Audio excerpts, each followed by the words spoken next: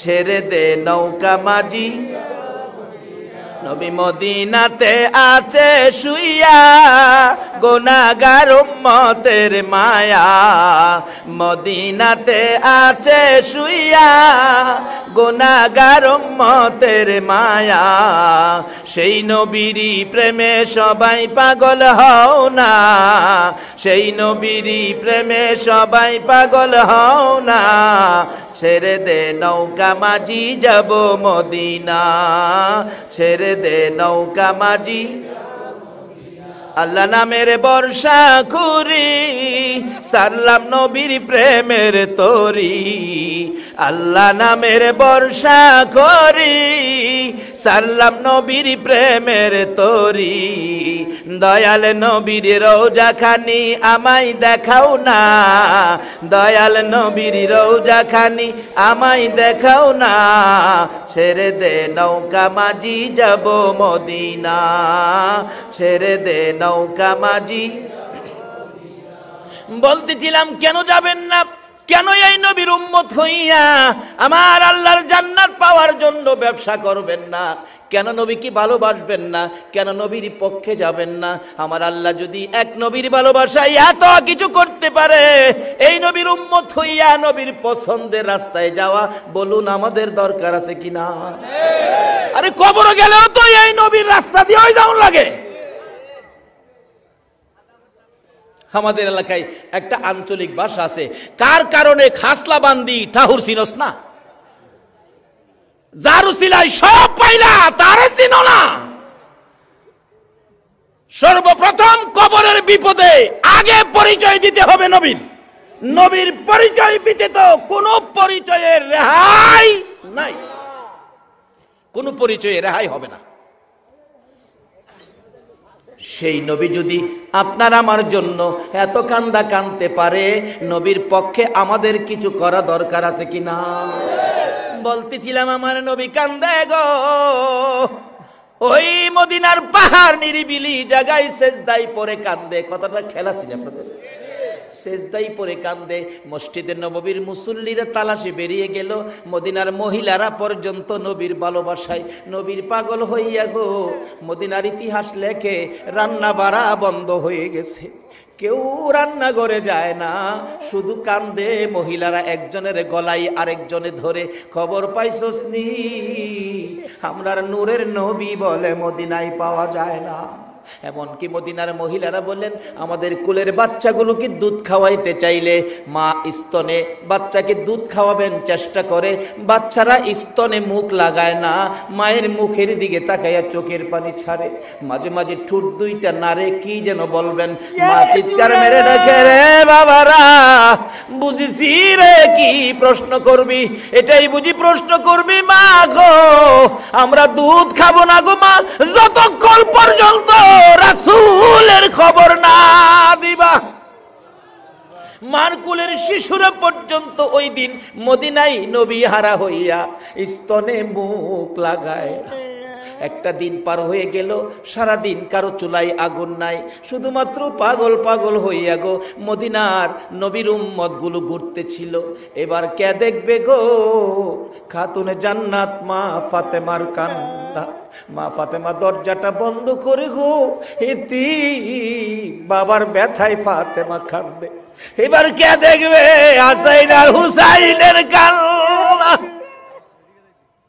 দুই ভাই গলাগলি করে কাঁদে নানা গো কেমনে আমরা দুই ভাইরে বুইলা গেলা গো নানা যে হাসাইন আর হুসাইনের প্রতি আমার নবীর কত মহব্বত কত ভালোবাসা ছিল আমার নবী 3 দিন পেটের খিদা লইয়া খাতুনে জান্নাত ফাতেমাতুজ জাহরার বাড়ির দিকে যাচ্ছে ফাতেমার ঘরে কিছু খাবার খাবে আমার নবীর এটাই যেন ইচ্ছা দরজায় আওয়াজ দিলেন মা ফাতেমা কান্নার কণ্ঠে জবাব দিল ফাতেমা ডাকতেছে বাবা আসছেন হ মা দরজা খোলো দরজা খুললে খাতুনে জান্নাত ফাতেমাতুজ জাহরা চোখের পানি মুছতেছে ফাতেমা গো কেন গো মা চোখের পানি মুছতে কাঁদতেছো ফাতেমা ডাকতেছে বাবা গো আজকে 3টা দিন পার হয়ে গেছে গো ফাতেমার চুলায় আগুন জ্বলে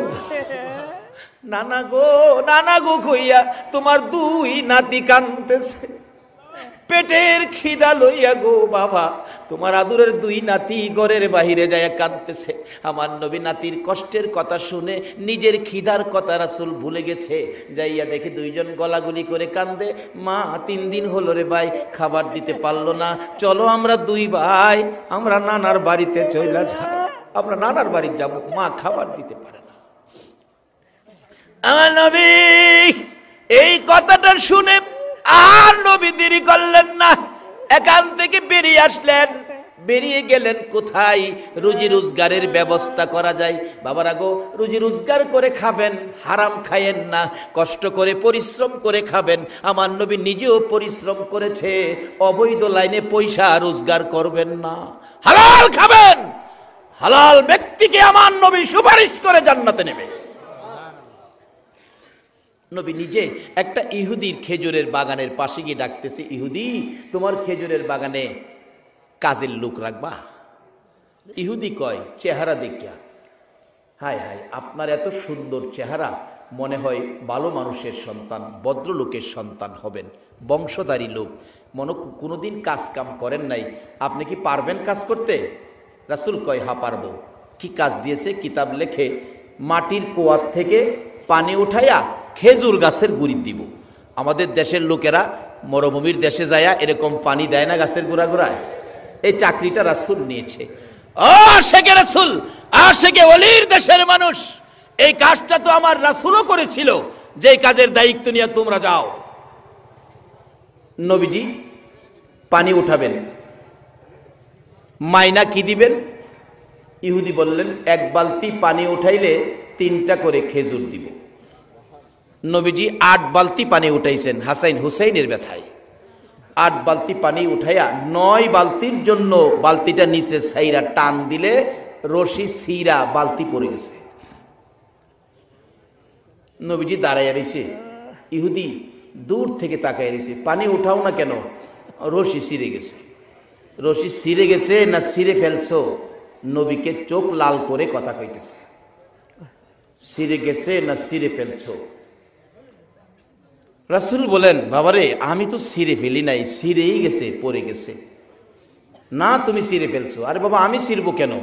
এই কথা কাটাকাটিতে এক পর্যায়ে ইহুদি, যেই নবী চেহারায় জীবনে একটা মশা মাছি বসে নাই, এই নবীর সুন্দর গাল মুবারকে থাপ্পড় লাগাই দিয়েছে।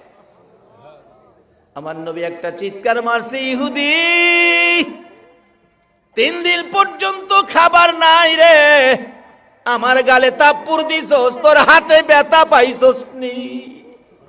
ইহুদি রে দেরি করিস না, আমার আদরের নাতিরা কান্দে রে, যে নাতির মুখে খাবার দেওয়ার জন্য আমি আজকে তোর বাগানে চাকরি নিয়েছিলাম, আমার 8 বালতি পানির বিনিময় 24টা খেজুর দিয়ে দে, আমি 24 খেজুর লই আমার নাতিদেরকে খাওয়াবো।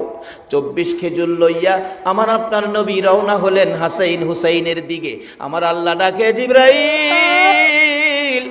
আমার বন্ধুরে ক বালতি যেন বন্ধু উঠাইয়া দিয়ে আসে। জিবরাইল সামনে দাঁড়াইলে, ইয়া রাসূলুল্লাহ বালতি উঠাইয়া দিয়ে যেতে হবে। এরে জিবরাইল আমি বালতি কিভাবে উঠাবো রে জিবরাইল? জিবরাইল বলেন, ইয়া রাসূলুল্লাহ কুয়ার ভিতরে হাত ঢুকাইয়া আপনি নবী বালতিকে ডাক দেন, বালতি আপনাকে চিনে, আপনার ভালোবাসায় বালতি আপনার হাতে এসে যাবে। আমার নবী কুয়ার ভিতরে হাত ঢুকাইয়া ডাকতেছে, এরে বালতি আয় রে, আমি নবীর হাতে আই। বালতিকে আমার নবী ডাক দিতে দেরি হয়েছে, মৃত বালতি কুয়ার ভিতর থেকে নবীর হাতে আসতে দেরি হয় না। যেই নবীর ভালোবাসা মৃত বালতি পর্যন্ত দিতে জানে গো, এই নবীর উম্মত হইয়া নবীর ভালোবাসা দেওয়া দরকার আছে কিনা? কিভাবে ভালোবাসা দিলে নবী খুশি হবে?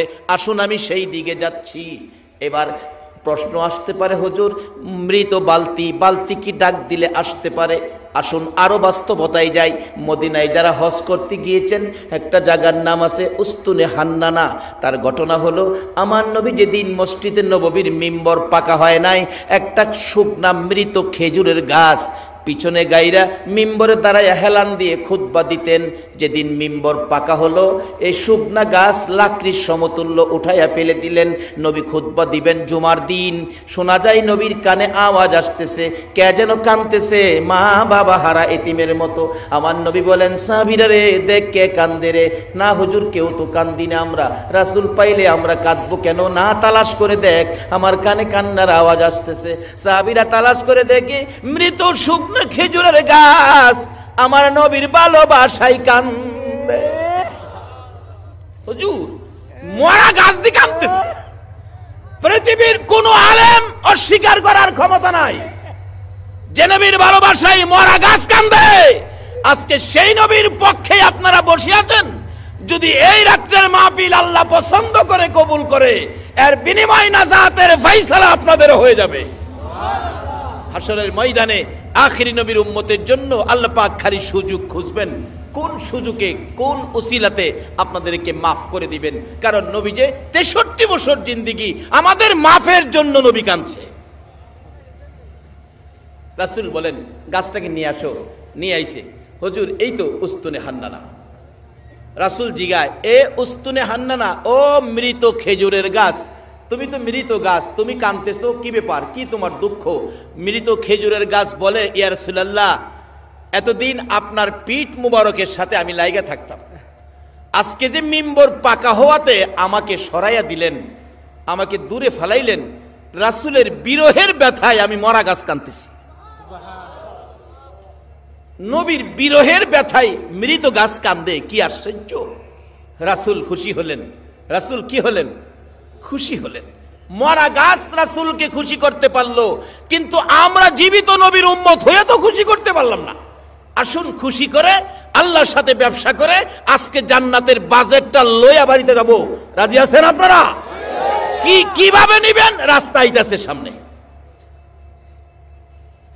নবীজি খেজুরের গাছের কান্না শুনে খুশি হলেন। তুমি আমার জন্য এত পাগল, এত ভালোবাসো, যাও যাও, তুমি আর কাঁদো না। আমি রাসূল তোমার জন্য দোয়া করে দেই, তুমি একটা জীবিত খেজুরের গাছ হয়ে যাইবা। আচ্ছা, আমরা নবীর দোয়ায় মৃত গাছ জীবিত হবে কিনা বলুন? আল্লাহু আকবার। আল্লাহ ডাকতেছে, ও মৃত খেজুরের গাছ, আমি দোয়া করি জীবিত একটা খেজুরের গাছ হয়ে যাইবা। উস্তুনে হান্নানা, মরা খেজুরের গাছ কয়, হুজুর আমি এই দোয়া চাই না। এই চাই না কইস না, কিয়ামত পর্যন্ত হায়াত পাইবি রাসূলের দোয়ার বরকতে। না হুজুর, এই দোয়া চাই না। আরে চাই না কইস না, তোর মধ্যে 12 মাস খেজুর থাকবো, সিজন না, সবসময় খেজুর, আমি নবীর দোয়ার বরকতে। হুজুর এটাও চাই না। এই শুন, তোর গাছের খেজুরে এত বরকত হবে, একটা গাছের খেজুর সমস্ত পৃথিবীর উম্মতেরা কিয়ামত পর্যন্ত খাইবো, কিন্তু কমাইতে পারতো না। যতই খাক খালি বাড়বো। নবীর দোয়ার মধ্যে এই বরকত আছে কিনা? হায় হায় হায়, কি যে বরকত আছে, এটা আলোচনা করতে গেলে যাইবো গা সারা রাত। ডাকতেছে, দোয়াটা মাইনা নে। খেজুরের গাছকে, হুজুর সারা পৃথিবীর উম্মতের খেজুর খাওয়াইতাম, এই দোয়াও চাই না। তা তুই কোনটা চাস ক? হুজুর আমি চাই আপনি নবী যেই জান্নাতে থাকবেন গো নবী, যে জান্নাতের বিছানার মধ্যে আপনি শুয়ে ঘুমাবেন, ওই জান্নাতের বিছানাটার পাশে আমি একটা খেজুরের গাছ হইয়া সব সময় আপনি নবীকে দেখতে চাই। আমার নবী ডাকতেছেন, সাহাবীরা রে, উস্তুনে হান্নানাকে মাটির নিচে দাফন করে দে। মানুষকে যেমন দাফন করা হয় এমনি ভাবে ওই মৃত গাছটাকে দাফন করেছে। একটু চিহ্ন দেওয়া আছে জায়গাটায় উস্তুনে হান্নানা। নবীর ভালোবাসার ওই গাছটার পাশে দাঁড়াইয়া 2 রাকাত নামাজ যদি কোনো মুসলমান আদায় করে, আমার আল্লাহ তার জীবনের গুনাহগুলো মাফ করে দেয়। বসতে চাইলাম, ওই মদিনার উস্তুনে হান্নানা মৃত খেজুরের গাছ যদি নবীর সাথে কথা বলে, নবীর মায়ায় কানতে পারে, এই নবী হাত বাড়াইলে বলুন কুয়ার বালতি কি নবীর হাতে আসতে পারে না? বালতি উঠাইয়া ডাকতেছে, ইহুদি ইহুদি, নেরে বাবা, তোর বালতি তোরে উঠাইয়া দিয়ে গেলাম, এই যে লাও তোমার বালতি। ইহুদি কয়, বালতি সিরা পড়লো, উড়াইলো কি দিয়া? কোনো রশি নাই, কোনো কিছু নাই, উঠাইলো কি দিয়া? ইহুদি একবার কুয়ার ভিতরে চায়, আবার বালতির দিকে চায়, আবার যেই লোকটা বালতি হাত দিয়া টাইনা উঠাইলো ওই লোকটার দিকে চায়।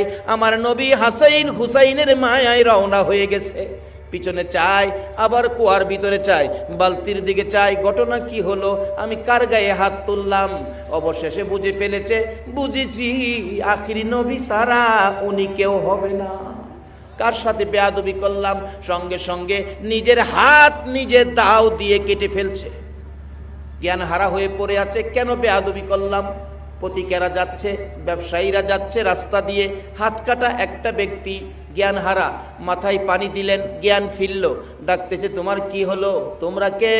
তোমরা কে গো? আমার কি হলো আমাকে জিজ্ঞেস করো না, যদি তোমরা পারো আমার আখিরি নবীর দরবারে লইয়া যা।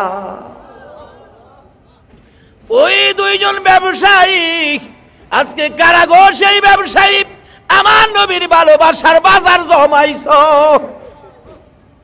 ওই ব্যবসায়ীরা ওই ব্যক্তিটাকে, ইহুদিটাকে ধরে ধরে হাত কাটাটা সহ নবীজির বাড়িতে গেলেন, যে ডাক দিলেন, হাসাইন হুসাইন বেরিয়ে আসলেন। কে তোমরা? নানাকে ডাকো। নানা আমাদেরকে খেজুর খাওয়াইতেছে, যা বলতেছে নানা একটা লোক আসছে তোমাকে ডাকে, হাত কাটা রক্ত পড়তেছে। নবী বেরিয়ে আসলেন, কিরে বাবা তুমি তো ইহুদি, খেজুরের বাগানের মালিক, হাত কাটা কেন?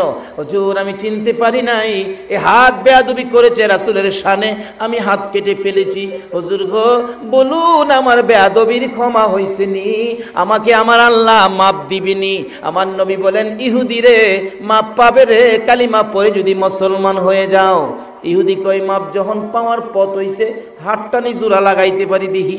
হুজুর আমি কালিমা পড়বো, আমার হাতটা যদি জোড়া লাগাইয়া দিতে পারেন, বলুন আমরা নবী, রহমতের নবী, কাটা হাত লাগাইতে পারবে কিনা? আমার নবী বলেন, ইহুদি হাত জোড়া লাগাইলে কি কালিমা পড়বি? জি কথা দিলাম কালিমা পড়বো। আমার আল্লাহ কয়, জিবরাইল রে যা রে আমার বন্ধুর কাছে যা, আমার বন্ধুর কানে খবর পৌঁছে দে, হাত লাগাইয়া বন্ধু যেন একটা বিসমিল্লাহর বরকতের ফু দিয়ে দেয়। এ হাত আমি আল্লাহর কুদরত লাগাইয়া জোড়া লাগাইয়া দেব। এবার নবীজির কানে খবর জিবরাইল পৌঁছে দিলে আমার নবী ডাকতেছে, ইহুদি আয় আমার পাশে আয়। কাটা হাতটা বাম হাতের মধ্যে নবীজির হাতে দিলে, হাতের জায়গার হাত লাগাইয়া বিসমিল্লাহির রহমানির রহিম বলে একটা মট দিলেন, ফু দিলেন। ইহুদি টাইনা দেখে আগের চাইতে শক্ত হয়ে হাত লাইগা গেছে। একটা চিৎকার মেরে ডাকছে, হুজুর আর দেরি নয় গো, আমারে কালিমা পড়াইয়া মুসলমান বানাইয়া দেন। বলুন যারা নবীর কালিমা পড়ে মুসলমান হইতে পেরেছে তাদের জীবন ধন্য হয়েছে কিনা? বাবারে আজকে যারা নবীর চিনছে এখনো নবীর পাগল। এই জানুয়ারি মাসের 2 তারিখ ব্রাহ্মণবাড়িয়া জেলার বাঞ্ছারামপুর থানায় সলিমাবাদ গ্রামে একটা মাহফিলে একজন হিন্দু ছেলে স্টেজে উঠে বলতেছে, হুজুর আমাকে কালিমা পড়ায়া আমরা আখরি নবীর উম্মত বানান। যে স্টেজে উঠে এই কথা বলছে, প্যান্ডেলে হাজার হাজার মুসলমান আনন্দে আত্মহারা। একজন হিন্দু ভদ্রলোক আমাদের ইসলামে আসবে, মুসলমান হবে, তারা আনন্দে সকলে হাততালি দিতে শুরু করেছে। অথচ ইসলামী অনুষ্ঠানে হাততালি দেওয়া ঠিক না, আমি বাধাও দিলাম না। তারা যে খুশি হলো, একজন ভাই আমাদের মধ্যে আসতেছে, খুশি। অবশেষে কালিমা পড়ে মুসলমান হওয়ার পর বলতেছে ছেলেটা দাঁড়ায়া, আমার তো কিছুই নাই, আমি সব ছেড়ে আইছি, শুধু গায়ের শার্টটা আছে, শীতে কাঁপতেছে। দেখলাম ভাই হিসাবে মুসলমানের কত দরদ, কত মায়া, কত মহব্বত। আমাদের নবীর উম্মত তুমি, তোমার কষ্ট থাকবে না। কেউ গায়ের জ্যাকেট খুইলা, কেউ চাদর, কেউ মাফলার, কেউ পাঞ্জাবি, টাকা পয়সা টাল পড়ে গেছে। এই তো মুসলমান। অথচ এমন এক সময় ছিল একজন মুসলমান কালিমা পড়লে তার উপর নির্যাতন আগুনে জ্বালায়া দিত। আর আজকে আখিরি নবীর উম্মত কত সুন্দর ব্যবহার করে। নবীর ইসলাম কত শান্তি, কত সুন্দর, কত শৃঙ্খলা, কত সুখ, কত সুন্দর বিধান।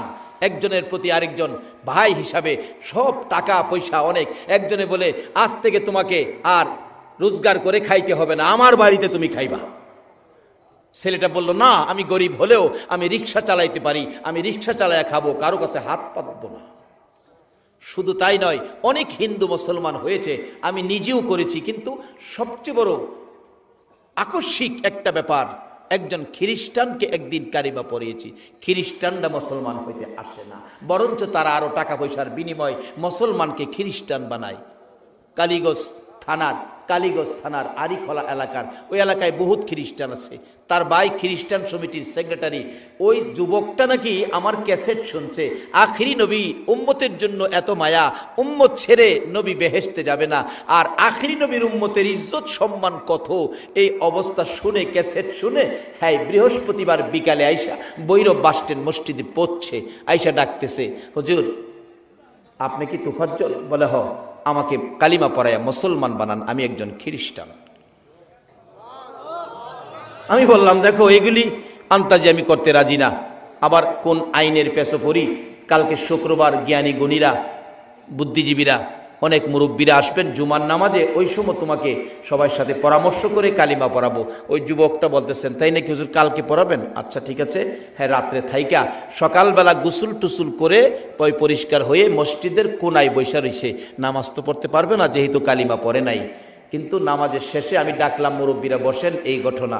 ছেলেটাও মাঝখানে বসলো তো এখানে কালিমা পড়াইতে গেলে একজন সাংবাদিক বললেন, ইউনো অফিসে নিয়ে কাগজপত্র করতে হবে, এফিডেভিট করতে হবে, অনেক কাগজপত্র দরকার আছে, নাইলে আইনের সমস্যা আছে। এগুলি ফাইসালা করে তখন সকলেই বললো তে কাগজপত্র কে করবে? একজন সাংবাদিক দায়িত্ব নিলেন, কাগজপত্র আমি করব। তাইলে তুমি কাগজপত্র আজকে রেডি হলে কালকা তোমাকে কালিমা পড়াইয়া মুসলমান বানাবো। এই যুবকটা বসার থেকে উঠে দাঁড়াইয়া দুইটা চোখের পানি ছেড়ে দিছে। হুজুর আমি আশা করে আসছি কালিমা পড়ে আখিরি নবীর উম্মত হব, আপনি আমাকে কালকে কালিমা পড়াবেন। আজকে যদি আমার মৃত্যু হয়ে যায় তাহলে তো আমি আখিরি নবীর উম্মত হয়ে মরতে পারলাম না। আজকে যদি আমার মৃত্যু হয়ে যায়, ও যুবক, তোমাদের মতো যুবক খ্রিস্টান ছেড়ে, হিন্দু ধর্ম ছেড়ে আমাদের নবীর উম্মত হইয়া মরতে চায়, আর তোমরা সেই নবীর উম্মত হইয়া সুদ খাও, ঘুষ খাও, মনে যা চাই তা করো।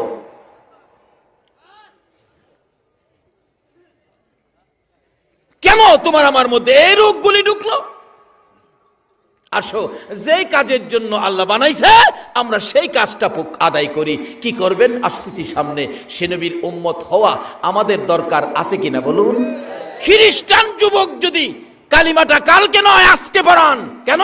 যদি আমার বিকালে মৃত্যু হয়ে যায়, আমি তো আখির নবীর উম্মত হয়ে মরতে পারলাম না।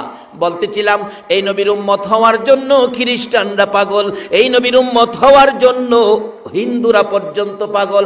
বাস্তব দুইটা ঘটনা বললাম। এই নবীর উম্মত যারা হয়েছেন, এই নবীর খুশি করার কাজগুলো করা আমাদের দরকার আছে কিনা? বাবারা কেন করবেন না? বলতেছিলাম আমার নবী একটা দিন পার হয়ে গেল গো, সারাদিন নবীর খাবার নাই, গোসল নাই, বিছানা নাই, আরাম নাই, সেজদাই পড়ে নবী কান্দে। সারাটা দিন পার হয়ে গেল, মদিনার মানুষ যেন এতিম, হাহাকারের মধ্যে, রাসূল পাওয়া যায় না। একটা রাত পার হয়ে গেল, কারো চোখে ঘুম নাই, নবীর চিন্তায়। 2 দিন পার হয়ে গেল, শুধুমাত্র কান্না মদিনায়। 3 দিন যেদিন পার হয়ে যায়, আবু বকর ওমরের জীবনী লেখে, তারা 2 জন কানতে কানতে একবারে মদিনার শেষ প্রান্তে যাইয়া দেখে একজাক রাখাল বসে বসে কি যেন তারা চিন্তা ভাবনা করছে। আবু বকর ওমর 2 জন প্রশ্ন করলেন, এরে রাখাল, কি চিন্তায় তোমরা বসে আছো? আমাদের একটা চিন্তা নিয়ে ঘুরতেছি, সমাধান পাই না, তোমরা আবার কোন চিন্তায় ঘুরো? রাখালেরা ডাকে, এরে ভাই আপনারা কে, কোত্থেকে আসছেন? আবু বকর বলেন, আমি আবু বকর, পাশে আমার ভাই উমর রে, আমরা মদিনার শহর থেকে আসছি, গ্রাম এলাকায় মদিনার শহরের মেহমান আমরা। কেন আপনারা শহর থেকে গ্রামে আসছেন? রাখালেরা আজকে 3টা দিন পার হয়ে যায় রে, আমাদের দয়ার নবী, মায়ার নবীর খবর পাই না। রাখালেরা রে, এই এলাকায় তোমরা থাকো, আমাদের দয়ার নবী, মায়ার নবীর খবর জানো নি? রাখালেরা একজন আরেকজনের মুখের দিকে তাকাই। রাখালেরা ডাকতেছে, মায়ার নবী তো চিনি না, দয়ার নবী তো চিনি না। ও রাখালেরা পরামর্শ যারা বসছিল সবাই বলতেছে, এরে আবু বকর উমর, ও মদিনার শহরের মেহমান, আমরা মায়ার নবী চিনি না, দয়ার নবী চিনি না রে। আজকে 3টা দিন পার হয়ে যায়, ওই পাহাড়টার নিচে রে একটা সোনার মানুষ নূরের পুতুল, পূর্ণিমার চাঁদের মতো চেহারা রে। আজকে 3টা দিন পার হয়ে যায় রে আবু বকর উমর, ওই লোকটা সেজদায় পড়ে উম্মতি উম্মতি বলে কান্দে রে। আরে আবু বকর উমর, আল্লাহর কসম করে বলি আমাদের বেড়া বকরি দুম্বাগুলো ওই লোকটার পাশে যাইয়া তার ব্যথায় ব্যতীত হইয়া কান্দে রে। 3টা দিন পার হয়ে যায়, একদিনও ঘাস পানি খাওয়াইতে পারি না। তাই আমরা পরামর্শে বসেছিলাম এখান থেকে বেড়া বকরি দুম্বাগুলো সরিয়ে নিয়ে যাব। আমরা কিছুক্ষণ আক্রমণ করেছি, তাদের গায়ে আঘাত করেছি। আবু বকর উমর রে, এটা কেমন ব্যক্তি রে, বেড়া বকরি দুম্বাগুলো মার খাইতে রাজি রে, ওই লোকটার কাছ থেকে সাইরা যাইতে রাজি না। আবু বকর উমর 2জন মিলে একটা চিৎকার মারলেন, ভাই যার ভালোবাসাই বেড়া বকরি দুম্বা কান্দে, যিনি সেজদায় পড়ে উম্মতি উম্মতি বলে কান্দে, আমাদের রাসূল ছাড়া কেউ হবে না। বলুন পৃথিবীতে এমন কোন দলের নেতা নেত্রী আছে তার দলের মানুষের জন্য 3 দিন পর্যন্ত না খাইয়া সেজদায় পড়ে কাঁদছে? পারবেন কি এ প্রমাণ দিতে? একজনই শুধু কান্দে উম্মতের ব্যথায়, যার ভালোবাসায় আজকে বসে আছেন।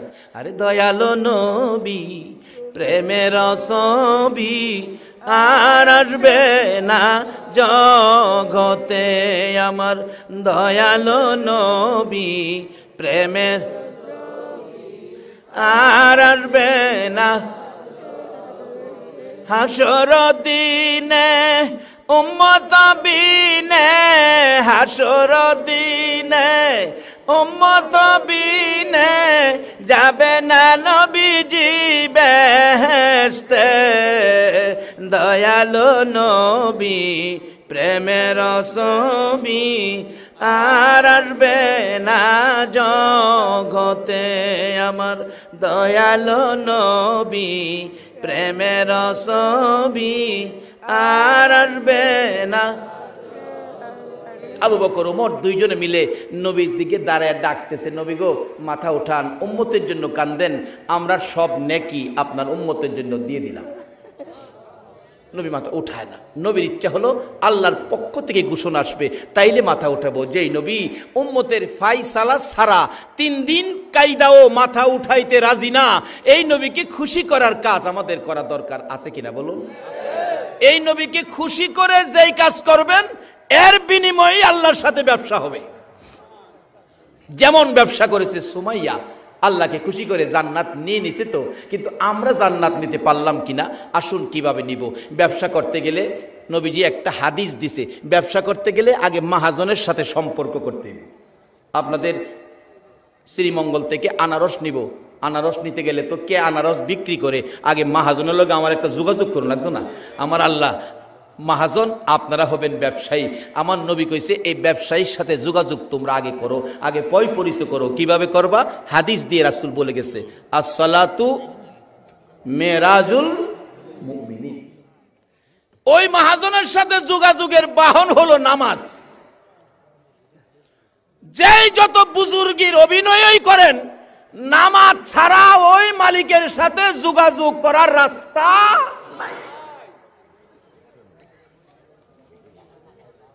সহজ হয়ে পড়ছি হলে ব্যবসা করবেন, মাহাজন চিন্তিব তো। নবী কইছে এই মাহাজনের লগে যোগাযোগের রাস্তা হলো নামাজ। আসসালাতু মিরাজুল মুমিনিন। বাইজিদ বুস্তামি রহমাতুল্লাহ আলাইহির জীবনী। এই ওয়াজে বাইজিদ বুস্তামি আল্লাহর ওলি হইয়া নবী কইছে মাওলার সাথে দেখা করতে হইব, নামাজ দা। আর কি করুম, জায়গা ঘুরে গেলে আই, আল্লাহু আকবার খারিছে লাগা। আল্লাহর আরশে গিয়া ঢুকছে, সুবহানাল্লাহ কইতেন না? আরশে গিয়া ঢুকছে, ঢুকে নামাজ অবস্থায় জিগায় আরশ, আল্লাহ কই? অনেক সময় নামাজও থাকেও কথা কোন যা, কিন্তু এই জায়গাত গিয়া বাবারে তুমি গরিব হতে পারো, আল্লাহর সাথে সম্পর্কের রাস্তা গরিবের জন্য যেই দরজা, বড়লোকের জন্য সেই দরজা, একটু বেশ কম নাই। আরশ আল্লাহ কই নামাজ থেকে দেখে। আমরা দেশেও কিন্তু এরকম মুসল্লি আছে। আমার এক মুসল্লি আছে বাসটির মসজিদে, নামাজও থেকে সায়া দেখে কেনা কি করে। একদিন নামাজও থেকে থুতু ফেলাইব, নামাজ থুতু তাকবীরে তাহরিমে বাইন্দা দাঁড়াইছে, তো হাত ছাড়ছে না, থুতু লইয়া মসজিদের বাইরে গেছে, থুতু ফালাইয়া আবার একা রয়েছে।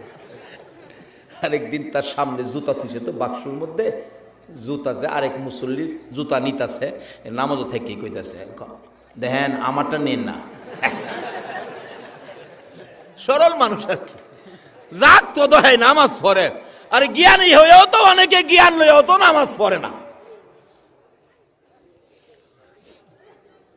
এই জ্ঞানীর চেয়ে সরল বেরোই বালা। নবীজির কথায় আল্লাহ পাইতে গেলে কার কথায় যাওন লাগবো বলুন? নবীর কথায়। কার কথায়? নবীর কথার রাস্তা ছাড়া আল্লাহ পাওয়ার কোন রাস্তা নাই। বাইজিৎ দাঁড়াইছে, আল্লাহু আকবার। আরশিকে ঢুকে জিগাই, আরশ আল্লাহ কই? আরশ কয় বাইজিৎ আল্লাহ তো আরশে থাকে না। এই কও কি? আল্লাহ আরশে থাকে। নবী কইছে দিদার করতাম, সাক্ষাৎ করতাম নামাজ দিয়া, আমি নবীর কথায় নামাজ দিয়াইছি। বাইজিৎ নবীর সাথে আরেকটা গোপন চুক্তি হইছে জানো? আরশে কয় গোপন চুক্তি। কি গোপন চুক্তি? বাইজিৎ জিগাই, নবীর সাথে আল্লাহ কথা দিছে, নবী গো তোমার উম্মত যদি নামাজে দাঁড়ায়, আমি আরশ ফালায়া কুরসি ফালায়া, তোমার উম্মত জমিনও দাঁড়াইছে না, আমি জমিনও গিয়া তোমার উম্মতের সাথে দেখা দিব। সুবহানাল্লাহ। আসতে গেলেন এটা কেমন ভাগ্য? আল্লাহ আরশ কুরসি ফালাইয়া এই নবীর উম্মতের লগে দেখা করতো, জমিন হইব। এর চেয়ে বড় ওয়াজ আর কি হতে পারে? এরপরও যদি নামাজ না পড়ি, নবী খুশি হইব? জি না।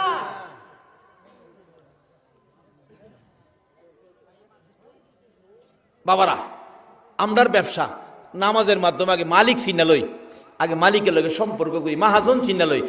কোন নামে কোন দোকানে মাল ভাড়াইবেন, আগে মাহাজন চিনা লন। কার দোকানতে মাল নিবেন, কোন দোকানের মাল কি অবস্থা, আগে মাহাজন চিনেন।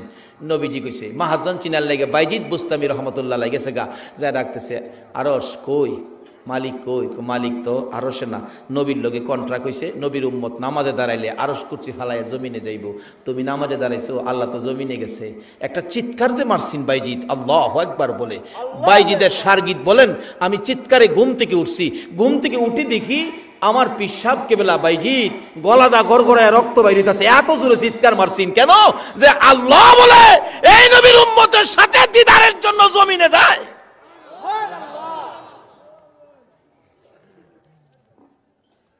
এই নবীর উম্মত নামাজই পড়ে না। নবী এত কষ্ট করছেন এই আমলের লাগিয়া, এত সুযোগ এত সুবিধা দিয়ে গেছে এই আমলের লাগিয়া। বাইজিৎ জ্ঞান ফিরছে, রক্ত বাহির হইতেছে। আল্লাহ কত বড় কথা। তাইলে আমরা নবীর কথার মাধ্যমে ওই মহাজনের সাথে ব্যবসা করতে রাস্তাটা নিলাম। রাস্তাটা কি বলুন? সবাই বলুন। আরে পড়েন আর না পড়েন, স্বীকার করেন না, সেই রাস্তাটা কি? নামাজ। এই নামাজ দিয়া মালিকের সাথে ব্যবসা করবেন। আল্লাহু আকবার। এক হিন্দু ভাই তার গরিবী অবস্থায় দিন কাটে, হিন্দু ভদ্রলোক গরিবী অবস্থায় দিন কাটে, গরিব মানুষ, আগেকার দিনের ঘটনা। তখন তো মানুষ এমন অভাবে ছিল, তো এই চারদিকে মুসলমান, মাঝখানে একটা ফ্যামিলি মিস্ত্রির কাজ করে, হিন্দু, সে কষ্ট করে। কিন্তু পার্শ্ববর্তী একটা বাড়ি ছিল, একজন আল্লাহর ওলি। আল্লাহর ওলি কয় সব কিছুর ফাইসালা আল্লাহ দিবে, সুখ শান্তির মালিক আল্লাহ। হ্যাঁ, এগুলি হুনে হুনে একদিন বিবির সাথে পরামর্শ করে, বিবি আল্লাহ বলে সুখ শান্তির মালিক, সব বলে আল্লাহ দিব, তো ল আমরা মুসলমান হয়ে যাই, আর কষ্ট আর কত করুন। দুইজনে মিলে আল্লাহর ওলির হাত ধরে বাচ্চা কাচ্চা সহ কালিমা পড়ে মুসলমান হয়ে গেছে। মুসলমান হইয়া চিন্তা করে আল্লাহকে এমনই দিব, আল্লাহর কাজ না করলে দিব। মহিলা কইতাছে, কেমন মহিলাও স্বামীরে পরামর্শ, আল্লাহর কাজ করুম কেমনে? আল্লাহকে খুশি করার কাজ হইল নামাজ। নামাজ তো জানি না, আমরা হিন্দু মানুষ, মুসলমান হয়েছি, নামাজ তো জানি না, কেমনি পড়ুম, তো কাজ তো করতেইব। করতে যাও, মালিকের কাজ করবার লাগে গড়তে বাইরে যাও। বিবি হাতের মধ্যে ব্যাগ দিয়া দিছে স্বামীরে, স্বামী একেবারে শ্রীমঙ্গলের জংলাত, জানে মানুষের যাই ঝামেলা নাই, জংলাত না গিয়া শেষ দেয় ফিরে রাহে, মাবুদ গো আমি তো নামাজ জানি না, আবাদত কেমনে খুশি করুম কিচ্ছু জানি না, শুধু কালিমাটা পড়ছি, তোমার আখিরি নবীর এই রক্ত মাখা কালিমাটা পড়ছি, এখন আমি সেজদাত পইরা তোমারে ডাকতাছি, 70 বছর বয়স হয়েছে তোমারে ডাকছি না, আজগা সারাদিন তোমারে ডাকি। আল্লাহ আল্লাহ গো, তো আল্লাহ তুমি খুশি হইছো নি? সন্ধ্যার সময় খালি ব্যাগে বাইতাইছি, বিবি জিগায় মালিকের কাজ করছো না? করছি তো। মালিকের কইলা না কিছু দিত? ওই ভদ্রলোক কইতাছে, বিবি 70 বছর কাজ করছি না, একদিন কাজ কইরা মালিকের কাছে কেমনে কমু, আমারে খাউন দাও। আমার লজ্জা করছে, আমি কইছি না। যদি মালিকে জিগায় কিরে একদিন কাজ করে খাউন চাই বই রইছস, আমি জব দেম কি, এর লাগে আমি কইছি না। দ্বিতীয় দিন একই অবস্থা, ব্যাগ ট্যাগ দিয়ে দিছে, তেলের বোতল শিশি টিশি দিছে, তেলও নিয়ে আইসো, মালিকে দিলে। সারাদিন সেজদাই পরে কানছে, সন্ধ্যার সময় খালি ব্যাগে বাড়িতে আইছে, কিচ্ছু আনছে না। বিবি কয় কি ব্যাপার, বাচ্চা কাচ্চা খাইছে না, কিছু আনো নাই? মালিকের কাজ করো নাই? কাজ করছি, মালিক দেয় নাই কিছু? মালিক একটা চাইছি না বিবি, 2 দিন কাজ কিরা কেমনে সামু, লজ্জা করছে। পরের দিন কইছে, স্বামী বাচ্চাগুলি ছোট, খায় না কিছু, পেটে খিদা, আজকা কিছু চাইও। 3 দিনের দিন কান্দাকাটি করে বাড়িতে আইবো, এখনো ভাবতেছে আমি কেমনে কমু, 3 দিন কাজ কিরা মালিকরে, 70 বছর কাজ করছি না, 3 দিন কাজ কিরা মাইনাটা কেমনে সামু, লজ্জায় না চাইয়া রাস্তাতে আবার চিন্তা করে বিবিরে কেমনে বুঝামু, বিবিরে বাচ্চা কাচ্চা খাইছে না, হেরারে সান্ত্বনা দিমু কেমনে, আর মালিকেরটা কইতাম পারতাছি না, আর বাড়ি তো আজগা কিছু না লইয়া যাইতাম পারতাছি না, মালিকেরটা না কইয়া লজ্জা করে কেমনে কমু। যাক বিবিরে বুঝাইবার লেগে, বাচ্চা কাচ্চারে বুঝাইবার লেগে একটা সিস্টেম করি। তার জীবনী লেখে, 1 ব্যাগ বালু ভরছে, বালু 1 ব্যাগ বইরা 2 বোতল পানি ভরছে, পানি বইরা বাড়ির যাইতেছে। বিবি দূর থেকে দেখে আজকা বুঝি মালিকে দিছে খাবার, দেখা যায় ব্যাগ ভর্তি, বাচ্চাদেরকে দেখাইতেছে, দেখ তোর বাবা মালিক কেমন মালিক আমরা রে, দেখ 3 দিনের কাজে 1 ব্যাগ ভর্তি খাবার দিছে। বাচ্চাগুলি খুশি। আমার আল্লাহ ডাকে, জিবরাইল রে, এই নিষ্পাপ বাচ্চাগুলো তাদের মনটা খুশি রে, আমি খাবারের ব্যবস্থা করেছি। আজকে যদি খাবার যদি এই বালুর ব্যাগে না হয় খাবারের ব্যবস্থা, আমি আল্লাহর কলঙ্ক হইয়া যাইব। জিবরাইল যা রে, জলদি করে যা, ওই আমার বান্দা আমার গোলামের বালুর ব্যাগটুকুন তার বিবির হাতে দেওয়ার আগে আগে তুই জিবরাইলের হাতটা লাগাইয়া দিস, আমি আল্লাহর কুদরতে এই বালু আটা বানাইয়া দিব। ব্যাগের মধ্যে কি কি কি বলুন, আল্লাহ পারবনি বালু আটা বানাইতো? মুসলমান আসো না, সেই জায়গায় ব্যবসা করো না।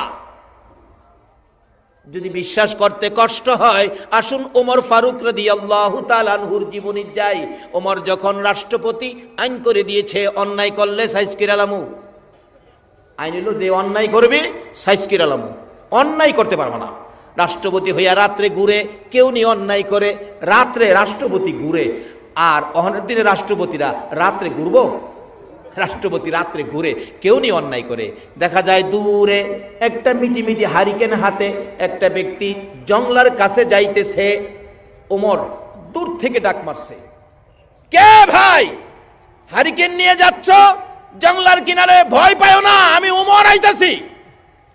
কিতাব লেখে আসলে হেই বেড়া মদ খুর, মদ খাইতে যাইতেছে। একটা কথা আছে না, যে হেনে বাঘের ভয় এখানেই বলে রাইত হয়। যে উমরের বয়ে বাড়ি সাইরা জংলায় যাইতেছে, কারণ উমরে অন্যায় করলে সাইজ কিরে লাইব, হেই বয়ে জংলায় গেছে, আর উমর ওই ডাকটা মারছে। বলুন তো হের ভাই হানা ভাতলা হইছে নি? কাফুল্লতা ঠিক আছে? ওমর যেখানে খাতির জমা যাইতো এখন তাড়াতাড়ি গেছে, কেন? এত রাত্রে জংলার কাছে কোনো বিপদ নি হয়, বাঘ ভাল্লুকে নিয়ে আক্রমণ করে। ওমর বাঘের বিচার করেছে, বলুন আল্লাহু আকবার। বাঘের বিচার পর্যন্ত ওমরে করতেন। বলুন আমরার বুশ কি বেটা ছিল, হ্যাঁ পারবো বাঘের বিচার করত? এর বাপে পারবো? কিন্তু আখিরি নবীর উম্মত যারা আল্লাহর সাথে ব্যবসার কানেকশন মজবুত করেছে তাদের পক্ষে সম্ভব ছিল। বাঘের বিচার করত ওমর, লম্বা ঘটনা, হেদিকে যাই না।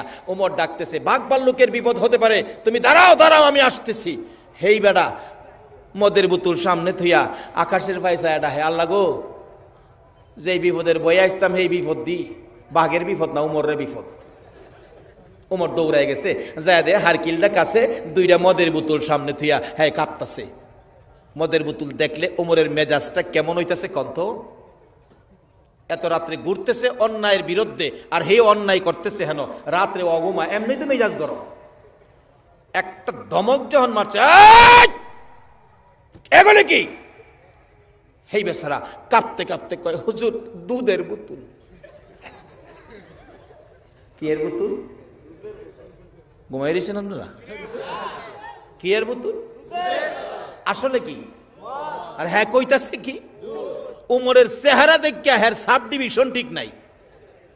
হুজুর দুধের বোতল। এত রাত্রে দুধের বোতল লইয়া কই যাস? হুজুর আমার বোনের অসুখ, বোনের লেগে 2 বোতল দুধ নিতেছি। ওমর কই লেভেলে কই মদ আর তুই কস দুধ? লেভেলে কই মদ আর কইতাছে দুধ, লেভেলে কই একটা, হ্যাঁ বুঝাইতাছে আরেকটা। এরকম লেভেলে বেশ কম আমরার চরিত্রের মধ্যে আছে না? লেভেলে কই মুসলমান আসরের নামাজ পড়ে বাইরিছে, দুহানো গিয়া 1 মণ চাউলের মধ্যে 35 সের দিয়া বিদায় করছে। আছে না? আছে না চরিত্র? ও বাবা কেন তুমি এই কাজটা করলা? তুমি জানো না তুমি কত বড় নবীর উম্মত? লেভেলে কই নামাজি, করছে গিয়া চাউলের মধ্যে ছুরি। এই রোগ যাতে আমাদের না থাকে একটা শর্তের উপর, আমরা আখিরি নবীর উম্মত। বাবার রাত অনেক হয়ে গেছে, আমি শেষ দিকে গেছি, আমি দোয়া করবো আপনাদেরকে নিয়ে। এবার দেখা গেল ওমর ধমক দিলেন, লেভেলে কই মদ আর তুই কইতাছস দুধ? হুজুর দুধ বোনের বাত নিতেছি। ওমর মাথা নিচে করে হাত বাড়াইতেছে, বোতল দুইটা দেখবেন মুখ খুললা আসলে দুধ কিনা। ওই লোকটা ডাকতেছে, প্রভু গো যার হাতে ধরা পড়েছি তুমি ছাড়া কেউ বাঁচাইতে পারবে না, আমারে বাঁচাও গো আমার আল্লাহ, আমারে বাঁচাও। আমার আল্লাহ কয়, জিবরাইল রে যা, এই মদের 2টা বোতল উমরের হাতে যাওয়ার আগে আগে তোর হাত লাগাইয়া দিস, আমি আল্লাহর কুদরতে মদের বোতল দুধের বোতল বানাইয়া দিব। ওমর দুধের বোতল হিসাবে মদের বোতলের দিকে হাত বাড়াইতেছে।